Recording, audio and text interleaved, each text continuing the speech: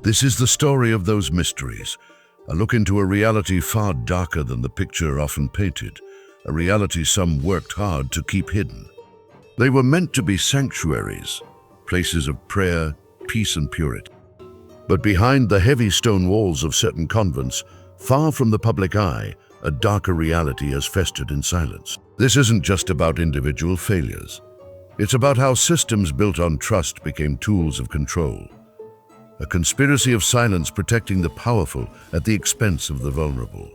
Former nuns are finally speaking out, sharing disturbing confessions that have long been buried beneath vows of obedience and fear, revealing a pattern that challenges everything we thought we knew about these sacred spaces. What really happens when devotion becomes control and sacred trust turns into torment? These are stories the church never wanted you to hear, backed by suppressed records and shocking investigative reports. Today, we step into a world few have dared to expose, a place where hidden sins are no less real for being cloaked in holy robe. If you've ever believed the truth always comes to light, this will challenge everything. If you're ready for a journey that may shake your soul, join us on Celestial Chronicles. Explore our other videos and become part of our community by subscribing now. These women arrived young, often as teenagers, their eyes bright with hope, their hearts dedicated to serving a higher power. Many saw joining a convent not just as a spiritual calling, but as an escape from difficult lives, from poverty that offered no future, from trauma that felt too heavy to carry alone.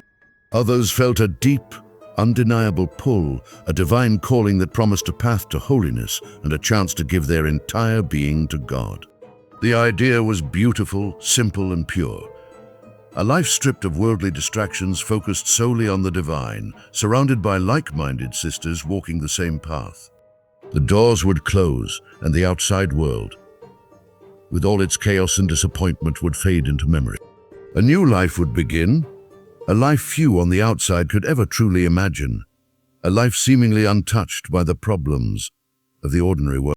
In the early days, everything seemed serene, peaceful, exactly as promised. The silence, a stark contrast to the noise of the world they left behind, felt soothing, a balm to weary souls. The routines were comforting in their predictability. Rising before dawn, communal prayer, quiet chores, periods of silence, more prayer, meals taken without a word spoken, and above all, the central tenet of obedience.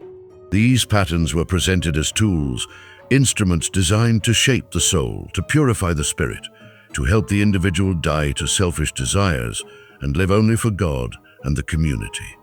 It was a discipline meant to forge holiness, a path to spiritual perfection through self-denial and devotion. The silence was not just an absence of noise. It was meant to be a space for listening to God, for inner reflection.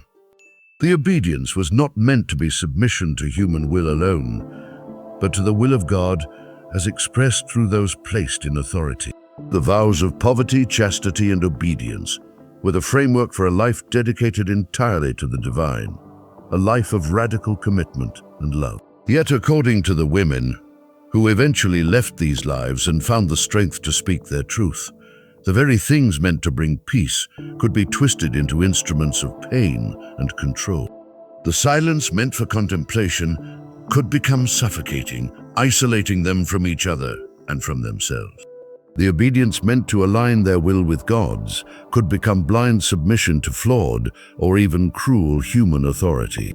And the sacred vows, the promises made from the heart, could become chains, binding them not to God, but to a system that held them captive. The transition from a life of apparent peace and spiritual discipline to one of quiet suffering often happened slowly, almost unnoticed at first, blending into the strictness that was already expected. Small rules, initially accepted as part of the discipline, would be pushed further, becoming unreasonable demand. The boundary between healthy spiritual guidance and harmful control became blurred, then erased entirely, leaving these women vulnerable and increasingly isolated within the very community that was supposed to support and nurture them. The trust they placed in their superiors in the system, in the holiness of the place, was used against them, turning their deepest beliefs into tools for their subjugation. What does it take for a place of supposed holiness to become a place of hidden torment?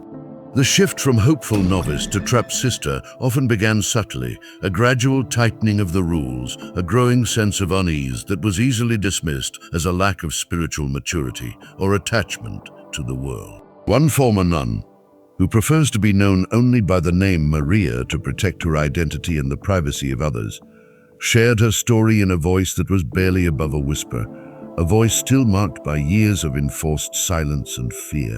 Even years after leaving, the habit of speaking quietly, of censoring her own words, remained deeply ingrained.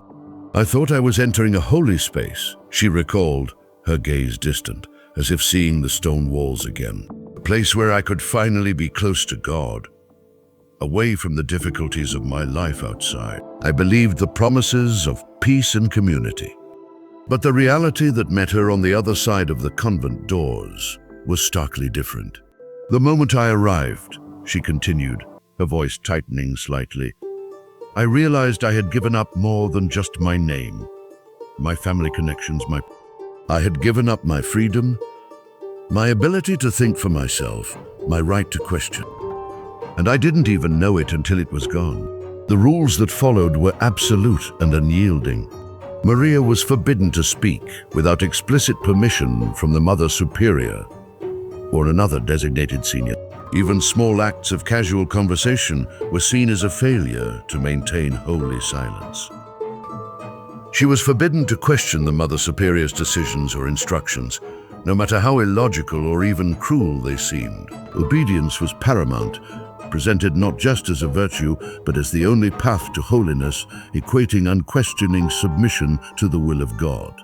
Making eye contact with visitors, a simple human interaction, was forbidden, reinforcing their separation from the outside world and emphasizing their different, supposedly more sacred, status.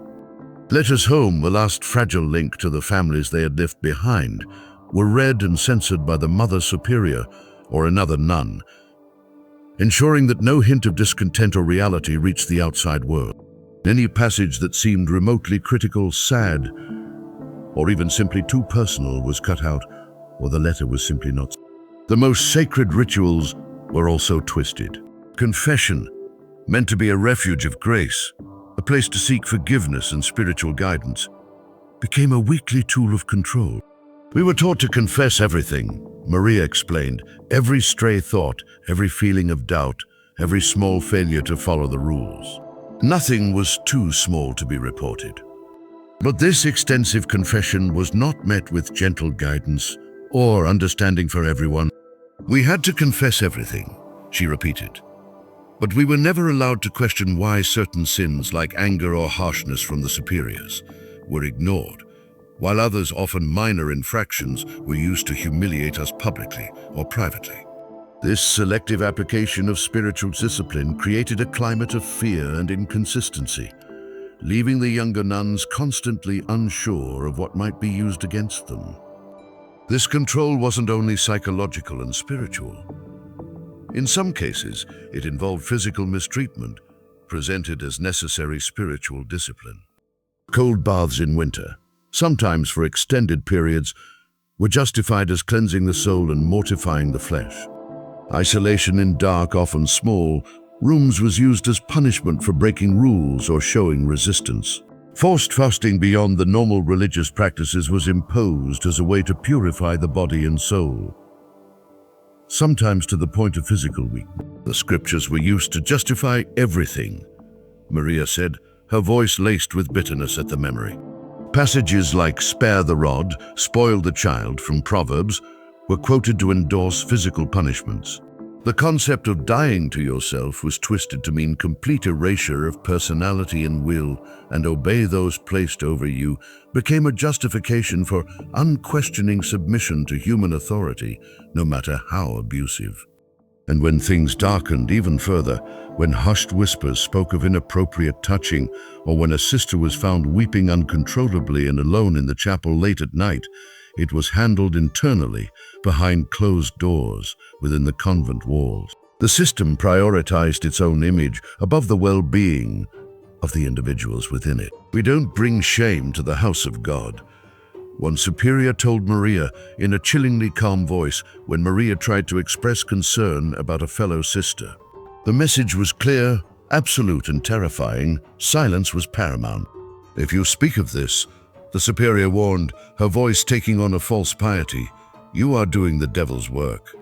By framing speaking the truth as evil, they weaponized faith against the victims, making the fear of spiritual damnation a powerful tool for enforcing silence. Maria, young and deeply religious, believed her. She didn't speak. Not then. Not for a long, long time. What does it mean when the very language of faith is used to trap and control? What Maria experienced was not an isolated incident. The chilling discovery, revealed over time as more women found the courage to speak, was the widespread nature of these problems. Across continents, in vastly different cultural settings, from the ancient monasteries of Europe to the bustling cities of Latin America and remote communities in the Philippines, former sisters began sharing strikingly similar testimonies. Their accounts painted a picture of a hidden epidemic of suffering within certain convents. The details varied, but the core themes were consistent. Mental torment, often severe and prolonged, authoritarian rule that crushed the spirit, instances of sexual abuse, and crucially systematic cover-ups designed to protect the institution's reputation above all else. How could such similar patterns emerge in so many different places? Is this a problem with specific individuals, or is there something within the structure of closed religious life that allows this to happen? One such testimony comes from Sister Angela, who spent 12 years in a cloistered order, a group where nuns live lives almost entirely shut away from the outside world, dedicated to prayer and contemplation. Her days were filled with silence, prayer, and strict routine, a life she had chosen with deep sincerity. But even in this environment of supposed spiritual purity, darkness found a way in. She recalled with a voice devoid of emotion the soft knock that came late one night at her door. It was the chaplain, the priest assigned to the convent to provide spiritual guidance and administer sacraments. The chaplain was a figure of spiritual authority, someone who was supposed to be a guide and protector. He asked if I had prayed for him that day. Angela said, her voice flat, the memory clearly painful but recounted without outward show. She had, of course. Praying for clergy was a regular part of their life. I said yes. The chaplain's response was unsettling. He said he could feel it. A strange, intimate claim that immediately shifted the nature of the interaction. And then, Angela paused. The silence stretching, he came closer. Angela's story, like many others involving chaplains or visiting priests, highlights the vulnerability of nuns, especially those in cloistered orders who have limited contact with the outside world and are expected to obey and respect male clergy figures. Without question. Their isolation, intended for spiritual focus, inadvertently creates an environment where abuse can thrive unchecked. When Angela finally found the courage to speak out, to report the chaplain's behavior, her experience mirrored that of many other victims in similar situations. She wasn't met with concern or investigation. Instead, she was met with doubt and dismissal. She was labeled unstable, her mental state questioned. She was told she was imagining things, gaslighted into doubting her own reality and experiences. This tactic, common in abuse cases, is particularly effective in environments where obedience and self-doubt are already ingrained as virtues. When she insisted, when she refused to retract her story or believe she had imagined it, the institution's priority became clear. Manage the problem, don't fix it. They didn't help me, Angela said, the flatness returning to her voice. They just moved the problem, like they always do.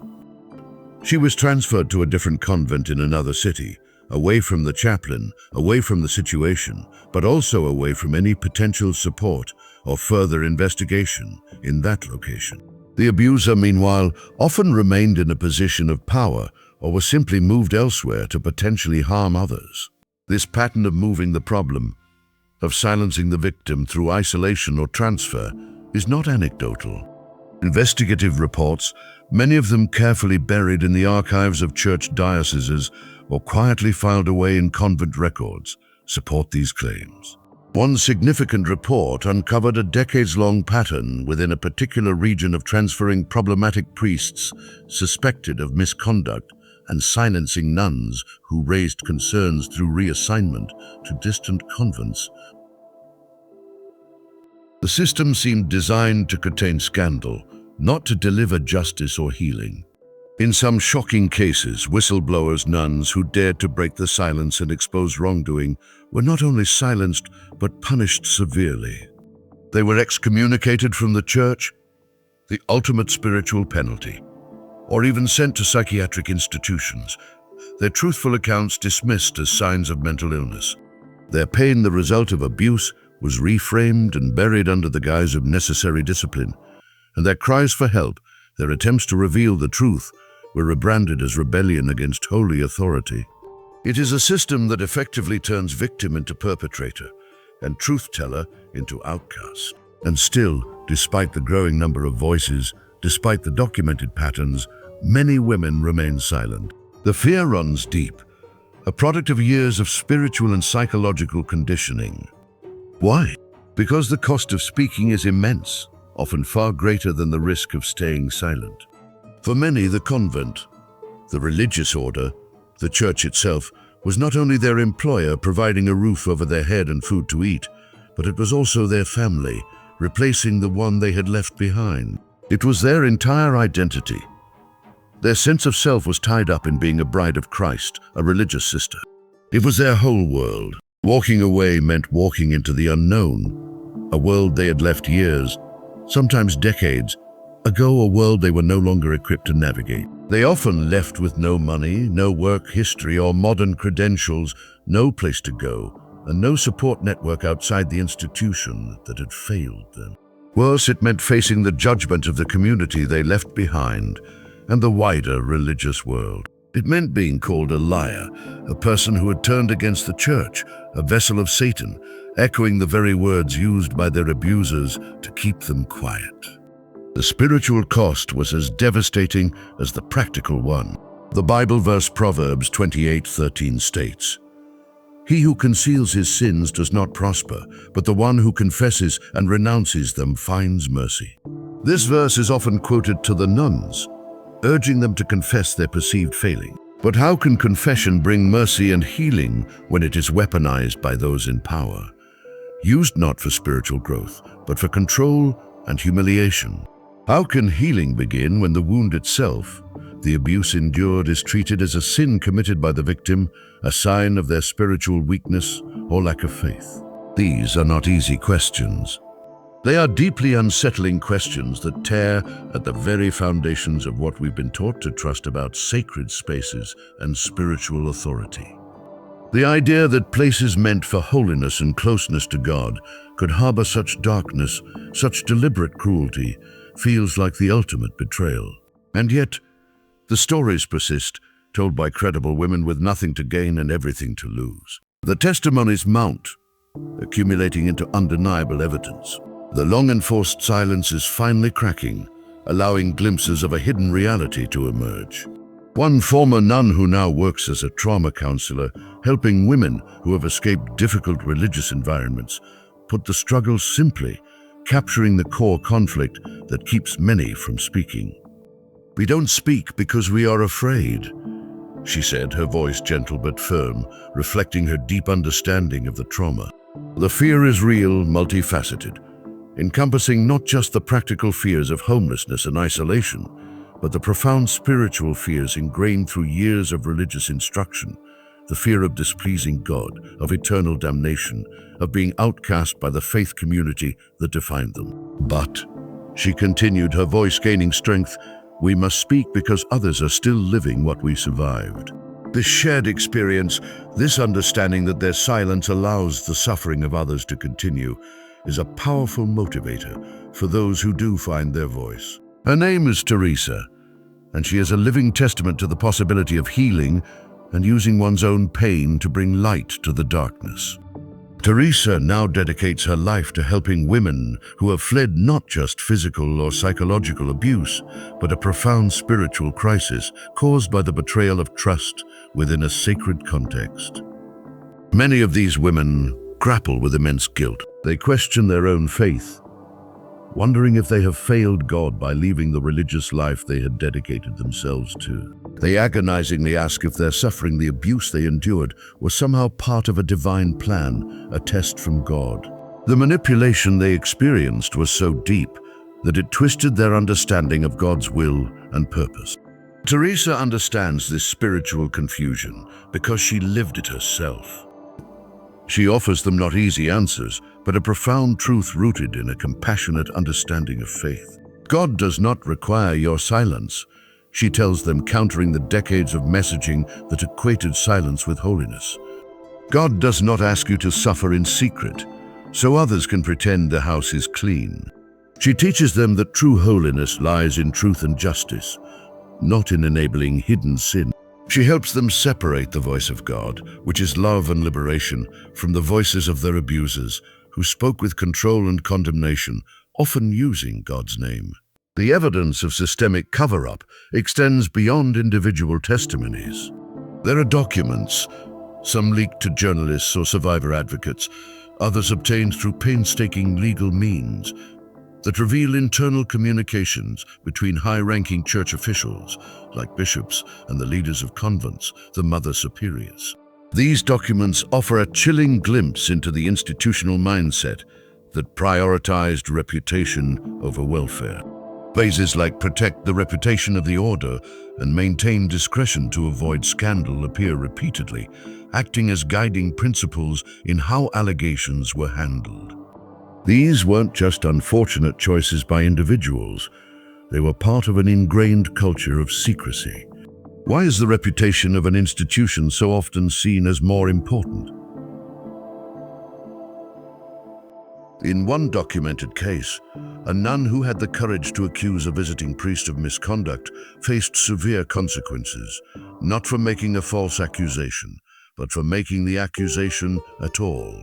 Instead of an investigation into the priest's behavior, the nun was sent away to a contemplative retreat for 3 years. This wasn't framed as a punishment, but perhaps as a time for her to pray and discern. But the effect was clear. No investigation into the alleged abuser, no justice for the accuser, just disappearance from the community and the situation. The problem was removed, the secret contained. This tactic of quiet removal or reassignment is a hallmark of institutional cover-up, designed to avoid public scrutiny and legal accountability. Journalists, feeling a moral imperative to expose these hidden stories, have attempted to shine a light on the darkness within certain convents. But they often face significant resistance, not only from church authorities who are unwilling to cooperate or release records, but sometimes even from former members who, despite having left, still fear retribution or causing further pain to those they left behind. In many regions of the world, there is a deep cultural reverence for the clergy, for priests and nuns, that makes questioning them almost taboo. To accuse a nun or a priest of wrongdoing can be seen as an attack on faith itself, risking ostracization not just from the church, but from one's entire community, a price too high for many to pay. This cultural pressure acts as another layer of enforced silence, reinforcing the institution's control. And yet, despite these formidable obstacles, the truth continues its slow, persistent push forward. The stories, once whispered behind closed doors, are now being told openly. As Jesus said in John 8:32, "You will know the truth, and the truth will set you free."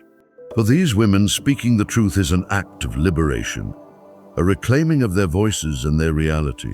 But this truth, while freeing, often comes with immense pain, with heartbreak, with shattered illusions about the holiness of the places and people they had trusted. It comes with the agonizing realization that holiness and horror, goodness and profound failure, sometimes share the same hallway, the same sacred space. This understanding is deeply unsettling. Even among faithful Catholics, people who deeply love their church and their faith, these revelations cause deep turmoil. They wrestle with difficult questions. How can an institution that claims moral authority, that holds itself up as a beacon of light in the world, harbor such darkness within its own wall? How do we reconcile profound faith and belief in God with the documented failures and abuses perpetrated by those acting in God's name? These questions don't have easy answers, and they challenge the very nature of institutional religion. The answer for many survivors and advocates may lie not in abandoning faith entirely, but in demanding accountability. The women who have spoken out are not, for the most part, trying to destroy the church. Many still believe, still pray, still seek healing within a spiritual framework. But they want change. They want the pain they endured silence to mean something, not just for their own healing, but for the protection of others who might follow them. They want convents and indeed all sacred spaces to be what they are supposed to be, places of light, of genuine holiness and safety, not shadows where abuse can hide. What can the church do to truly demonstrate accountability for these past failures? The question of why now regarding these stories is often raised, implying that the issues are new or have suddenly appeared. The truth, as revealed by the survivors, is that these problems have always been there, hidden beneath layers of secrecy and silence. The difference today is not the existence of the suffering, but the willingness of society, and increasingly parts of the church, to finally listen. Survivors, once dismissed or disbelieved, are now finding their voices amplified and validated. The rise of the internet and social media, though complex tools, has provided a platform for these women to connect with each other, share their experiences, offer support, and collectively break the isolation that was used as a tool of control. This interconnectedness, impossible in the era when convents were truly isolated, has empowered survivors in ways never before possible. Still, even with this newfound platform, the journey for these women is far from over. Speaking the truth is not a one-time event. It's a process with ongoing consequences. For every Maria, Angela, or Teresa whose story begins to emerge, there are countless others who still whisper into the dark, burdened by their secrets, unsure if anyone hears them, too afraid or too traumatized to speak fully. Will we, the audience, the wider community, the church itself, truly listen? Will we do more than just hear the stories? If you have made it this far, if you have listened to these accounts of hidden suffering, it means you are searching for truth. Perhaps you are shocked by what you have heard. Maybe you feel heartbroken by the betrayal of trust in a sacred space. Perhaps, like many who learn these stories, you are wondering how such beauty, the dedication, the faith, the desire for holiness could be used to hide so much pain. This dissonance, this contrast between the ideal and the reality, is deeply disturbing. Story has moved you, if it has made you feel a sense of urgency or concern, taking a moment to like this video isn't just a small gesture. It's an action that tells the online world that this message matters, that these stories deserve to be heard by a wider audience. Subscribing to channels like this, one on Celestial Chronicles, means committing to staying informed about truths that others may prefer to keep hidden. Sharing this video means becoming an active participant in breaking the silence, extending the reach of these voices. And leave a comment below with your thoughts. Share your thoughts, your reactions, your questions. Your voice matters in bringing these shadows to light. What does it mean when the most sacred spaces can hide such darkness? Join the conversation. Given these stories, would you trust your daughter or a young woman you care about to a convent today? Is a question that cuts to the core of the broken trust. Consider Lucia, who entered a convent at just 16 years old. She was a child, full of the innocent faith of a small village where the church was the center of life. The parish priest, a figure of immense authority, more powerful in many ways than the local mayor. The family, proud of their faith but poor in worldly possessions, celebrated a decision to dedicate her life to God, as if she were being crowned a queen, a spiritual success story that brought honor to their humble home. But Lucia's kingdom, once she passed through the seemingly holy convent gates, was one of shadows, silence, and absolute submission. She described the first year as a slow, deliberate process of unlearning who she was, of stripping away her individuality. No mirrors to see her own reflection, no personal belongings that could express her personality, no letters sent or received without the explicit approval and likely censorship of the Mother Superior. The older sisters, tasked with guiding the novices, instructed her relentlessly to get rid of all signs of personal identity. God doesn't need your personality, one senior sister told her coldly, crushing her young spirit. He needs your obedience. The message was clear. Your worth here is not in who you are, but in how completely you submit. Lucia, wanting desperately to be holy, wanting to fulfill the divine calling she felt, tried to comply completely. She prayed until her knees were raw and bruised on the hard stone floors, fasted until she physically fainted from weakness, confessed every tiny thought and feeling until her whispered words blurred into exhausted sobs. But even in her efforts to be perfect, she began to notice things that didn't feel right, things that contradicted the love and peace she expected. Why did the superior scream a harsh, unholy sound at a sister merely for smiling during chores, an expression of simple human joy? Why was another sister forced to sleep in the hallway outside her cell for the perceived sin of speaking out of turn during one of the few moments when speech was allowed? And why did the priest's weekly confessions involve closed-door sessions with the young sisters that always left them looking pale, shaken, and withdrawn? Lucia, guided by a naive sense of justice and a genuine desire for the convent to be truly holy, made the mistake of asking questions, and for that she was punished swiftly and severely. Lucia was labeled rebellious, a grave accusation in an environment where obedience was the highest virtue. She was isolated for days at a time, forbidden from joining the communal prayers and activities, left alone with her fear and confusion. Meals were denied as a form of punishment. During communal prayers, a central part of their day, she was forced to kneel apart from the others, facing the wall, a public display of her perceived failure. But the deepest cut, the most damaging punishment, was the spiritual one. She was told she had disappointed God, that her questions were a sign of pride, the root of all sin. Lucia, the superior said with a voice that trembled with barely suppressed rage, using the language of faith to condemn her, you are full of pride. Satan uses the proud to tear apart holy houses. By associating her questions with Satan, the superior effectively isolated Lucia spiritually, making her fear that her desire for truth was an evil influence.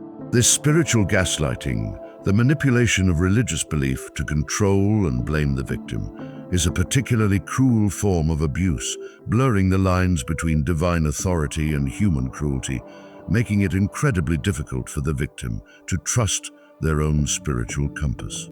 Lucia's story echoes that of countless others. It highlights that the suffering was not always, or even primarily, physical mistreatment.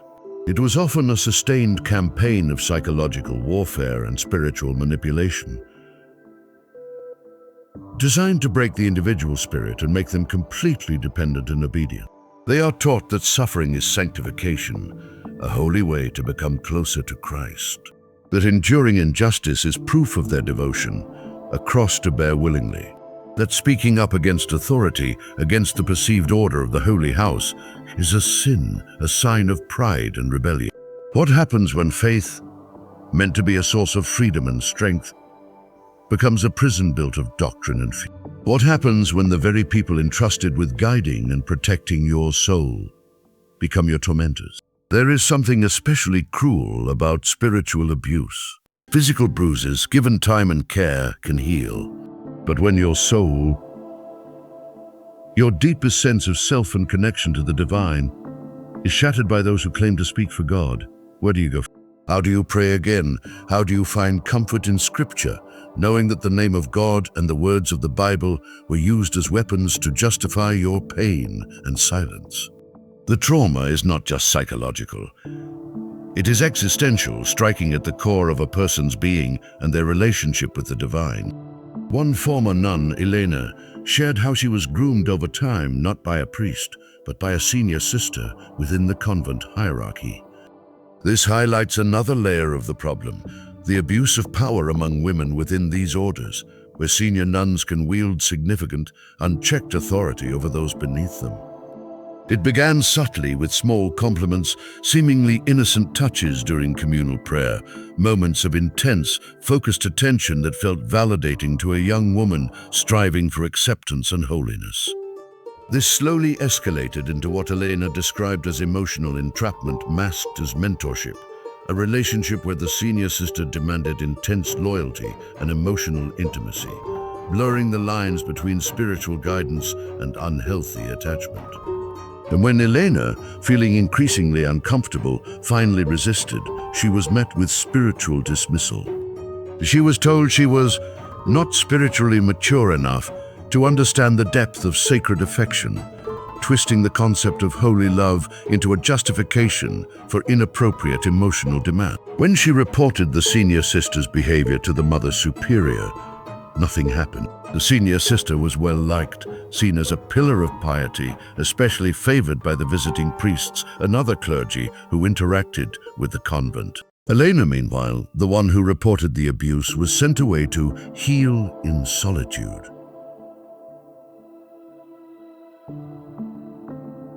Elena's experience is part of a deeply entrenched pattern of the Church treating abuse as an internal matter, prioritizing silence and protection of its image over accountability and justice. Many convents, particularly those of contemplative orders, operate with significant independence outside the direct, day-to-day jurisdiction of local bishops. This autonomy, intended to allow for a focused spiritual life, inadvertently allows unchecked authority to thrive within the convent wall. When this autonomy is combined with a culture of intense secrecy, blind obedience demanded from younger members, and the deep-seated fear of hell and spiritual failure, it becomes fertile ground for various forms of abuse, physical, psychological, and spiritual, to flourish without intervention. In one grim documented case from Italy, a convent was found to have subjected young novices, women just beginning their religious journey, to a regime of near-military discipline. This included beatings or whippings, severe sleep deprivation, and forced public confessions of minor failings that were designed to humiliate and break down the individual. One girl, barely 19 years old, driven to despair by the harsh conditions, attempted suicide by jumping from a window. She survived, physically injured, but the convent denied that any abuse had occurred. When pressed by local authorities, they maintained that her despair was due to her own personal spiritual failure, her inability to handle the rigorous demands of the life, rather than the direct result of their cruel treatment. Such responses reveal a shocking lack of empathy and a deep-seated refusal to acknowledge wrongdoing. Stories like these don't just challenge our romanticized perception of holiness and religious life. They force us to confront a far more uncomfortable truth. Sacred institutions, organizations founded on the highest spiritual ideals, are still run by flawed human beings. And some of those human beings, hidden behind the habits and hymns, behind the rituals and rules, have used religion, faith, and the trust placed in them as tools to dominate, to silence, and to destroy the spirits and lives of others. It is a profound perversion of the spiritual path. We are not here to attack faith itself. Faith, the personal belief in a higher power, the search for meaning, the desire to live a good life that is beautiful and deeply human. It is the perversion of faith, the distortion of God's name and divine principles to control, manipulate, and abuse others that we are exposing. And yet, despite this crucial distinction, many viewers might still wonder, are these just isolated cases?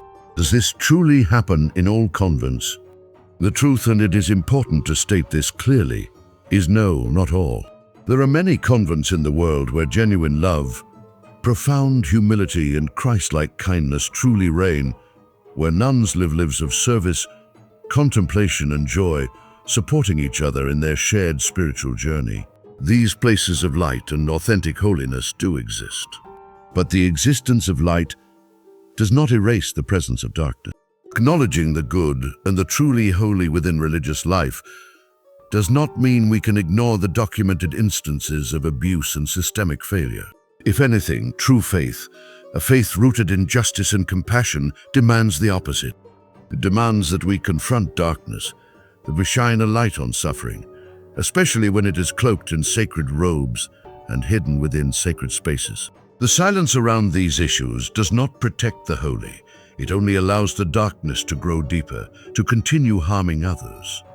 Catholic journalist who has courageously covered abuse cases within the Church for over a decade once offered a stark observation. "The Church's greatest sin isn't just what it has done," he said, reflecting on the long history of scandals and cover-ups.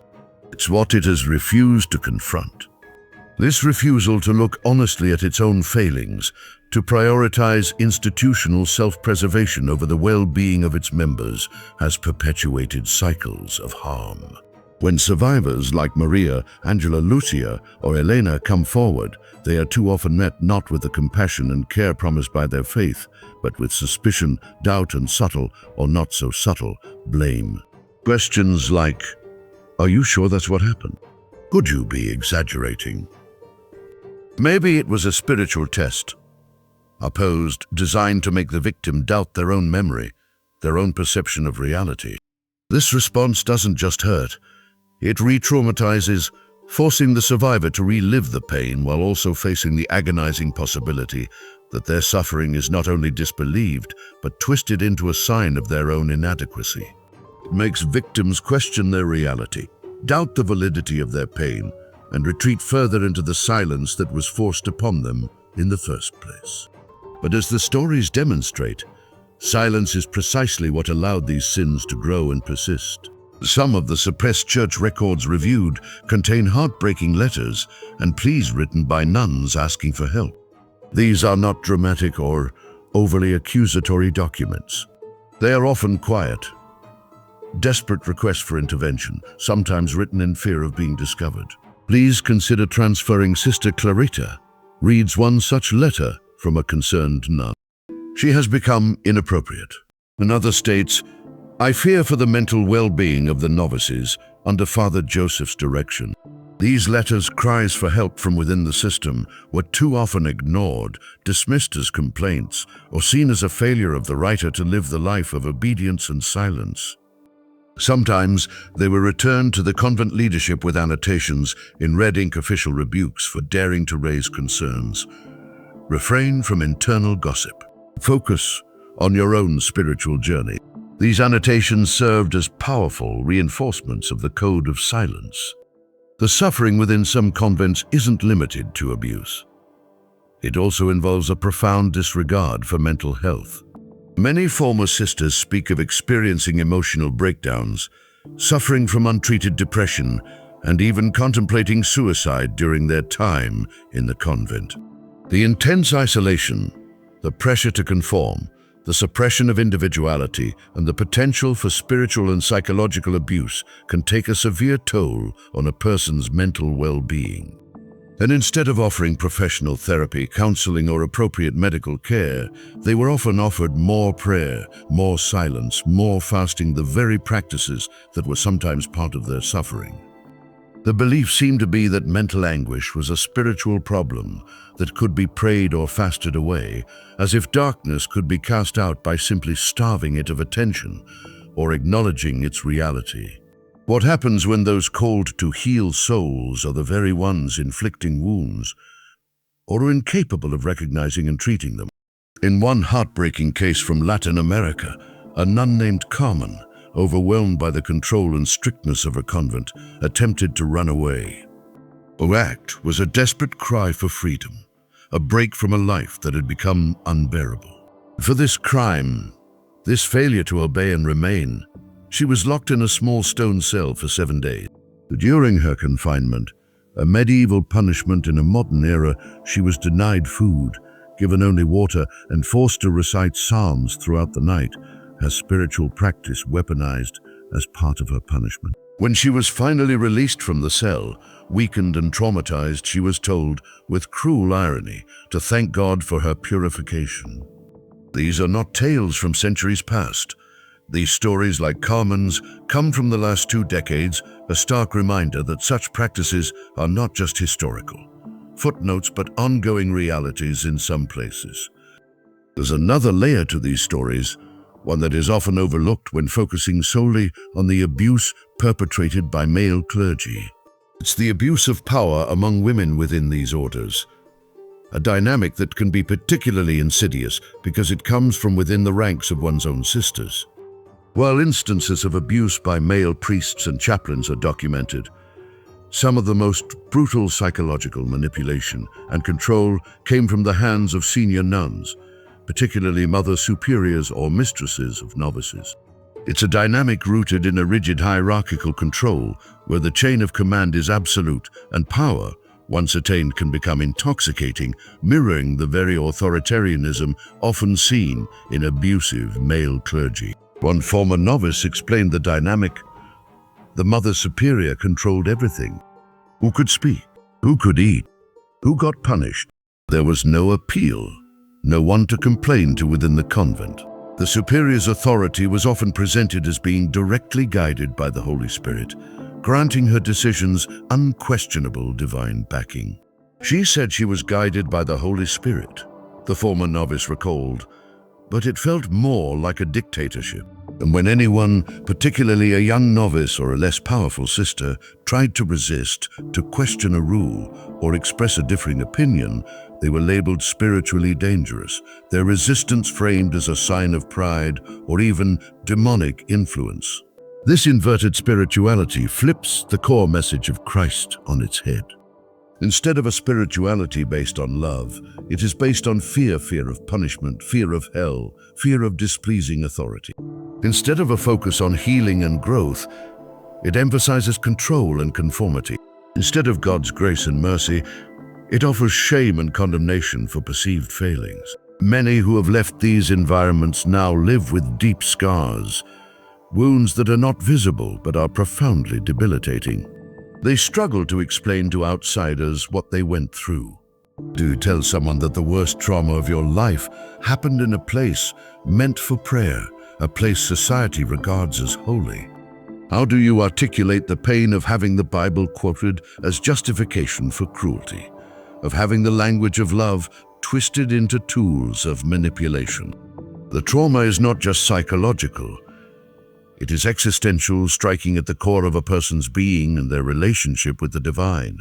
Some former sisters, despite their traumatic experiences, still attend Mass, still wear a cross, still try to maintain a connection to the faith that was once central to their life. But they often do so with tears in their eyes, because for them the symbols of their faith are forever intertwined with the memory of what they endured. The cross is not just a symbol of suffering endured by Christ, but a reminder of their own suffering imposed by others. Others have walked away from faith entirely, a heartbreaking consequence of abuse perpetrated in its name.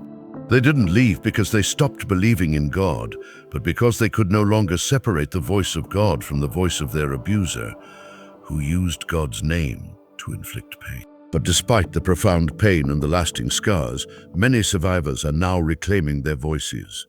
They are speaking not just for themselves, but for the ones still trapped behind convent walls, still suffering in silence. They are demanding accountability from the church leadership, transparency in how allegations are handled, and external oversight to prevent future abuse. They don't seek revenge, they seek reform. They want to ensure that no one else has to endure what they did in a place that promised holiness.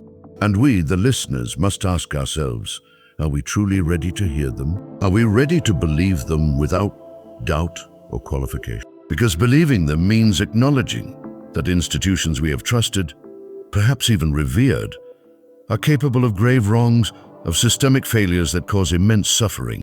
It means holding leaders, both male and female, accountable for their actions and inactions. It means standing up for truth, even when that truth shakes the ground beneath our feet and challenges our most deeply held beliefs about sacredness. There is still hope.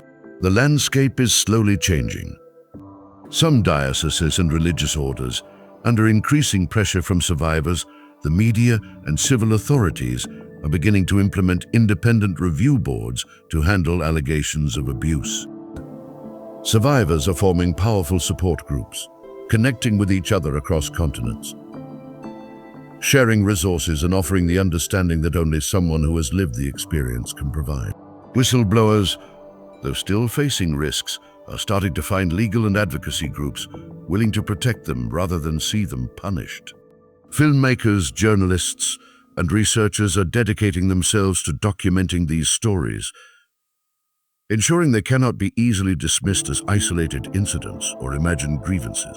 But the path to widespread, meaningful change is long and often frustratingly slow. You, the viewer, have a crucial role to play in this ongoing journey. By watching this video, by listening to these stories, you become part of the growing movement toward light, towards transparency, towards justice. If this story has opened your eyes, if you believe that the truth should never be silenced, regardless of where it is hidden, help us make this message louder. Like this video so it reaches more eyes, more ears, more hearts. Subscribe to Celestial Chronicles for more hidden histories and challenging truths. And leave a comment below. Share your thoughts, your reactions, your questions. Your voice is part of the collective power that can break the silence. Do you think religious institutions should be required by law to report all internal abuse allegations to civil authorities with no exceptions, or should they continue to handle such sensitive matters privately within the church structure? Why? Your voice matters, and together we can ensure that the voices of those who suffered in silence are heard, and that their pain leads to meaningful change. One morning in 2009, in a small village in Argentina, a woman in her 40s, her face marked by years of unspoken pain, walked into a local parish office. She held a tattered journal, its pages filled with cramped handwriting, a testament to years of quiet suffering and secret keeping. She said her name was Clara, and she had once been a sister in a well-known religious order, one respected for its long history and charitable work. Her hands trembled visibly as she carefully placed the journal on the priest's desk, a symbolic act of revealing a burden she had carried for too long. "It's all here," she said, her voice raspy with emotion. "Everything I could never say out loud." What Clara had written was not a typical diary of daily life. It was a meticulously detailed account of her years inside the convent walls. Her entries documented the forced silence that stifled communication and individuality, the subtle yet pervasive spiritual manipulation that twisted religious belief into a tool of control, the instances of physical punishments endured, and a long, painful, inappropriate relationship with a superior nun who blurred every line of spiritual guidance and emotional intimacy, using her position of power to exploit Clara's devotion and trust. Clara's story had remained hidden, known only to her and the pages of her journal, unheard by the public, a single voice lost in the vast surrounding convent life. But Clara's journal was not the only one. A detailed account would later become part of a larger investigative archive compiled by advocates, journalists, and legal teams working tirelessly to expose abuse and systemic failures within closed religious communities around the world. And like so many others, Clara's written words, born of suffering, asked one urgent, unspoken question. How much suffering, how much hidden pain and injustice can be tolerated and excused in the name of holiness? When does devotion become exploitation? When we think of convents, the images that often come to mind are those of sacred music echoing through candlelit halls, of women in quiet contemplation, dedicated to a life of prayer and service. This is the idealized image, the one often presented to the world. But what happens when that divine calling is co-opted and corrupted by men and women more obsessed with worldly power and control than with compassion and spiritual guidance? What happens when institutions that are meant to reflect God's love and mercy instead become dens of power dynamics, secrecy, and profound shame? One chilling case that emerged from Eastern Europe in the early 2000s provides another example how control can be wielded. A nun named Katerina who had joined her order after the death of her mother, seeking solace and purpose, described her early days in the convent as peaceful, a period of genuine spiritual seeking. This period of serenity lasted only until she witnessed another sister being publicly shamed during evening prayers, a time meant for communal worship and reflection. The young sister had simply cried during meditation, perhaps moved by spiritual feelings or inner turmoil. Katerina recalled the superior's harsh reaction. She said it was a sign of spiritual weakness. The sister was then subjected to a cruel punishment, made to kneel for hours on the hard floor while the other sisters recited psalms around her. Her humiliation made a public spectacle under the guise of spiritual correction. Later, Katerina herself became a target. After speaking up about an older sister's harsh and unkind treatment of the novices under her care, she was summoned to the superior's office. The accusation against her was swift and cutting, designed to undermine her spiritual standing. "You are infected with pride," the superior told her, using the language of spiritual diagnosis as a weapon. "If you are not careful, your soul will rot." This warning, framed in terms of eternal consequence, was designed to instill deep fear and silence further dissent. From that day forward, Katerina's life in the convent became a form of ongoing punishment. She was assigned the most grueling and unpleasant chores, deliberately isolated during communal activities and meals, and forbidden from writing in her personal journal, robbing her of even that private space for reflection and solace. Eventually, she was removed from the convent entirely, sent away under the guise of being mentally unstable, her claims dismissed as a product of her psychological issues. No one investigated her claims of mistreatment or the behavior of the older sister and the superior. How many times has this scenario played out in different languages, across different continents, The names of the victims and the abusers may change, the specific details of the punishments may vary, but the underlying pattern remains chillingly consistent.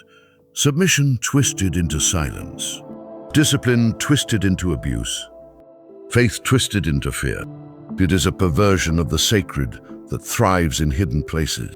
Yet, even in these shadows, even in the face of such systemic darkness, there are flickers of light, points of resistance and hope.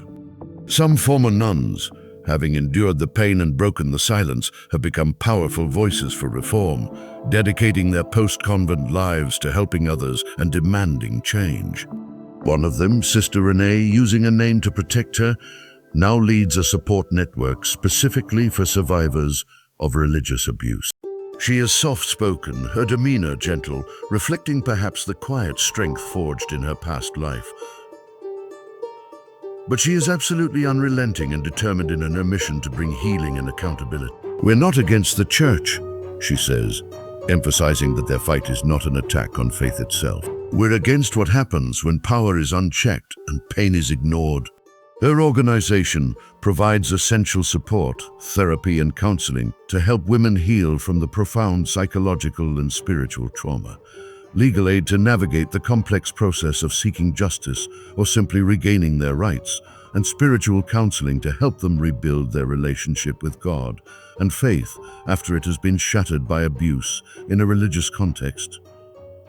Many of the women Renee helps struggle not only with the trauma of what they experienced, but also with a pervasive guilt instilled by years of manipulation.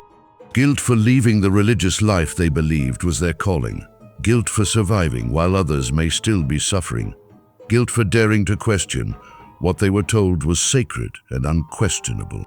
"Most of the women I help," Renee explains with deep empathy, "still love God. They didn't lose their faith in a higher power. What broke them wasn't faith itself. It was what was done to them in the name of faith." This distinction is critical, and it is one that the church institution has often failed to make, preferring to frame any criticism as an attack on God rather than an indictment of human failure and systemic sin. This is why it's easy and convenient for those who wish to maintain the status quo to dismiss these stories as mere attacks on religion. But that's not what they are. These voices are not cries against God. They are, in a profound sense, cries to God, pleas for justice, for healing, for truth to prevail in the very places meant to be closest to the divine. And that truth, difficult and painful as it may be, must include acknowledging the documented failures of the institution itself, the ways in which its structures and cultures allowed abuse to occur and be hidden. Suppressed church records consistently show this pattern. When nuns reported misconduct, whether it was inappropriate behavior from clergy or abuse from within the convent hierarchy, they were often explicitly told to stay silent for the good of the order, the perceived collective reputation outweighing the individual's suffering. Superiors and other officials downplayed serious allegations as mere spiritual misunderstandings, differences in interpretation of ascetic practices, or the result of the reporting nun's own spiritual weakness or mental instability. Victims were gaslit into believing that their suffering was not abuse, but a test of their holiness. A cross they must bear silently to gain spiritual merit. In some extreme disturbing cases documented in these records, necessary medical care was denied to ill sisters under the belief, or perhaps the convenient justification, that their illness was a punishment for sin, a spiritual issue requiring prayer rather than medical intervention. We must ask, what kind of God do these actions reflect? Is it a God of boundless mercy, compassion, and truth, or a manipulative, punitive deity created to control and justify human cruelty? One scripture verse that powerfully speaks to the need for truth and accountability is Proverbs 28. Whoever conceals their sins does not prosper, but the one who confesses and renounces them finds mercy. This verse, often used to urge individual confession, applies equally, if not more so, to institutions. Systems and structures that hide darkness, that refuse to confess their failings and renounce harmful practices, cannot truly prosper, either spiritually or in the eyes of the world. And as painful, as disruptive as the confession of systemic wrongdoing may be, it is, as the verse suggests, the only true path to redemption and healing for both the institution and the individuals it has harmed. So why does the silence persist, even now that some voices are being raised? Because the stakes are incredibly high. For many convents and religious orders, exposure of past or present abuse means scandal, a likely loss of crucial financial donations from faithful members, and a significant erosion of public trust, already fragile due to other abuse scandals within the church.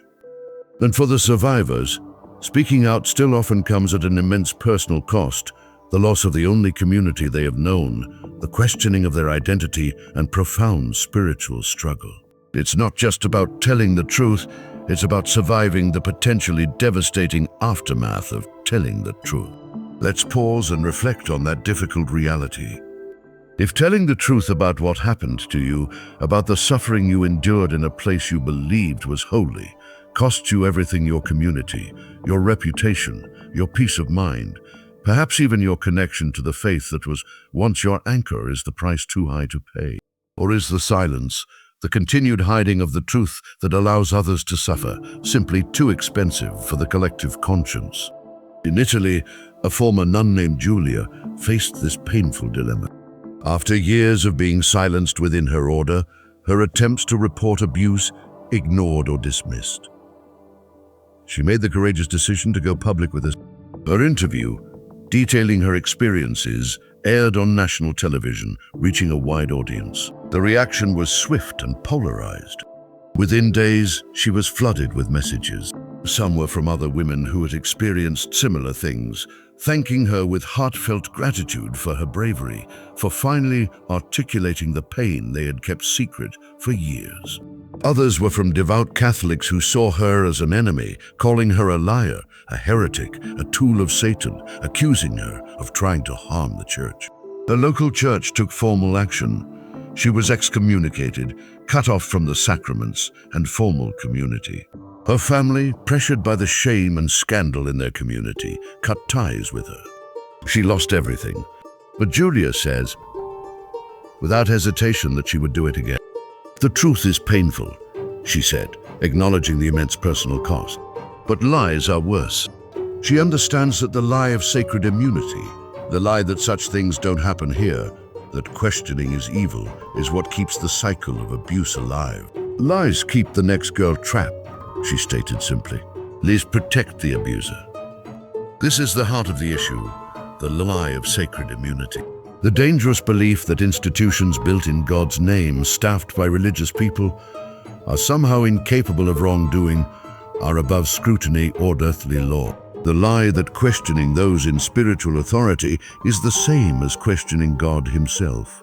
And when that lie, that carefully constructed illusion of purity and infallibility, falls apart, the devastation for those who believed in it is immense. But so too is the possibility for profound, necessary change. Change is beginning, albeit slowly and unevenly. Some dioceses are starting to implement independent review boards staffed by lay professionals, moving away from the model of internal investigation. Survivor-led conferences and advocacy groups are demanding transparency and structural reform at the highest levels of the Church. Whistleblowers, though still facing risks, are starting to find legal and advocacy groups willing to protect them rather than see them punished. Filmmakers, journalists, and researchers are dedicating themselves to documenting these stories, ensuring they cannot be easily dismissed as isolated incidents or imagined grievances. But the path to widespread, meaningful change is long and often frustratingly slow. You, the viewer, have a crucial role to play in this ongoing journey. By watching this video, by listening to these stories, you become part of the growing movement toward light, towards transparency, towards justice. If this story has opened your eyes, if you believe that the truth should never be silenced, regardless of where it is hidden, help us make this message louder. Like this video so it reaches more eyes, more ears, more hearts. Subscribe to Celestial Chronicles so we can continue uncovering stories that others try to hide. And comment below. Share your thoughts, your reactions, your questions. Your voice is part of the collective power that can break the silence. Do you think religious institutions should be required by law to report all internal abuse allegations, including those within convents, to civil authorities with no exceptions, or should they continue to handle such sensitive matters privately within the church structure? Why? Your voice matters, and together we can ensure that the voices of those who suffered in silence are heard, and that their pain leads to meaningful change. In the final moments before Sister Mariana left the convent for good, before she walked out and closed that chapter of her life, she walked through the dim chapel alone. It was before dawn, the time when the sisters would normally gather for prayer, the air cool and still. Barefoot on the cold stone floor, she felt the unyielding reality of the place beneath her feet one last time. The candles on the altar were still burning, casting long, flickering shadows across the empty pews, the same pews where she had sat for 10 years. For a decade she had occupied that space, whispering prayers through tears she tried to hide, desperately trying to convince herself that her pain was holy. But now, standing there in the quiet, empty chapel, she knew better. The truth, a hard one and painful truth, had finally set her free, not from her suffering, but from the lies that had bound her to it. She didn't stop at the doors to look back. She knew that if she did, she might crumble under the immense weight of all the years she had lost, all the pain she had endured, all the dreams that had been twisted into nightmares. She walked out, not just from a building made of stone and glass, but from a system that had taught her that obedience meant invisibility, that endurance of injustice meant spiritual worthiness, and that God's will could somehow be spoken and enacted through cruelty and control. Mariana, like the dozens of women whose stories we have touched upon in this video, had learned the truth the hard way, that not everything wrapped in the language of God, not every command given in His name, truly comes from Him. The story, like the many we have shared, isn't simply an accusation against individuals or even against a specific institution. It is a warning about the corrupting nature of unchecked power, about the dangers of absolute obedience without conscience, about the insidious way spiritual concepts can be twisted into tools of harm. It is a plea from those who suffered in silence for those who remain, for transparency, for accountability, for healing. And above all, it is a call to conscience, a demand for us to look honestly at what has happened. Because now, after hearing these voices, after seeing glimpses of the suppressed truth, we can no longer say we didn't know. These testimonies, shared with immense courage, have pierced the veil of romanticized silence and mystery that has long surrounded convent life in the public imagination. They've exposed a chilling reality that hidden behind the beautiful prayers and the comforting psalms, in some places, are broken women silenced by shame, paralyzed by fear, and deeply wounded by years of spiritual, psychological, and sometimes physical manipulation. And while the specific stories differ in their details, one devastating thread connects them all. The sacred was used as a shield. The authority of God, the holiness of the vows, the revered status of religious life, these were used to protect the powerful, to hide their actions, and to punish the vulnerable who dared to